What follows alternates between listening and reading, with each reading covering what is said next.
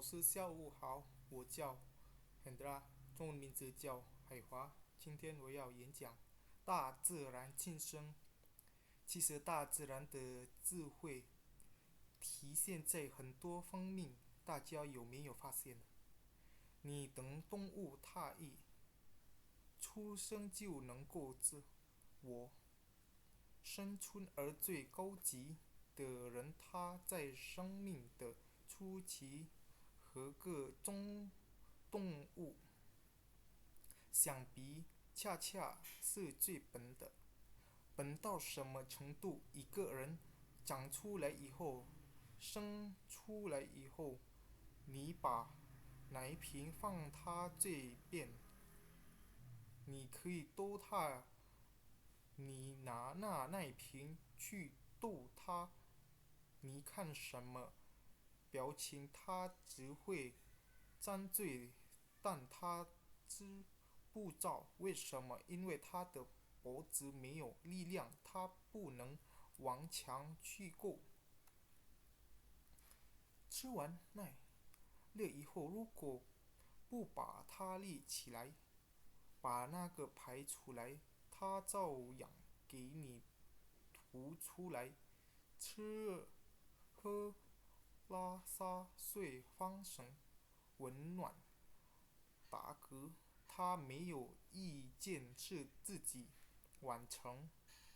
我认为这是老天的一个设计，他让这个万能的什么都能干、太聪明的人，在生命的初期以祈求的方式来祈求别人过来帮助，而这个过来的人就是你的儿人，他没有没一直过来给你带来快乐，因为他的声音，他的香貌，当你记住他的时候，你就开始出现一连半岁左右人不会说话，但他会知道抱他的这个人是不是他要的，如果不是他要的，他会给你抗拒，他会闹对吧？所以你会发现这老天的设计是什么？这是情感的开始，而这种情感才是人与人共治的最重要的一种方式。所以我在研究方最心里，我曾经说过，如果研究我们这个社会有很多人为什么毫无人情，一句话，生命初期的抚养上出了问题。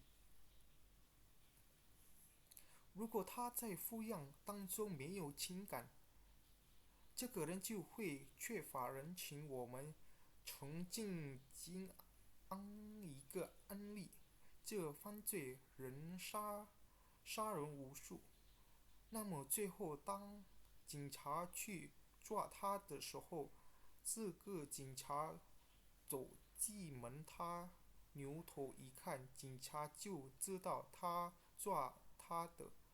为什么？他说你们一进门叫我去办户口，办户口有晚上来叫的吗？办户口需要4个警察吗？你们一进门我就知道你们来抓我来的。他已经准备好一杆枪，当他走走向桌子的时候，母亲从隔壁翻墙出来，就站在警察身边，问警察找你什么事？他看了一眼母亲，最后说：“为什么他们让我们去办户口吗？你别担心。最后那上户口本跟着我们往外走。其实他错题里倒放着就是那把收枪。那么上车以后，我们给他戴上手铐。他第一句话就是你们应该好好感谢我的母亲，如果不是她的出现，你们都没命了。后来警察问他，他回答说：因为我不忍心当着母亲的面杀人。我们可以看到，这个人杀人无数，是10多个人，甚至他的同伙，他都有。最后让他停下手的是母亲的存在。那也就是说，他对母亲这份情感救了我们这个警察。所以我们可以研究人的心理问题，可以有各种各样的变化。你会发现真正能拿住人的就是情感。那么这个情感实际上是演出来的，这就是大自然设计。我认为在这个问题上，我还想说一句，就是我们过去老挺常改导界。我给人认为我们应该认识世界，顺应自然，而不是改变它。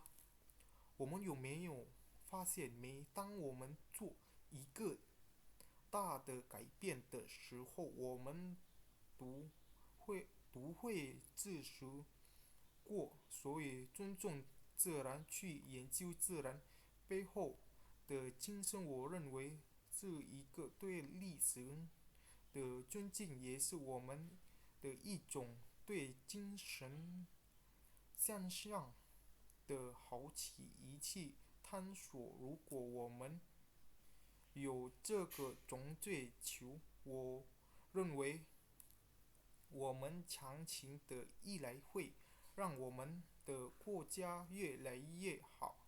我今天的演讲就到这，谢谢。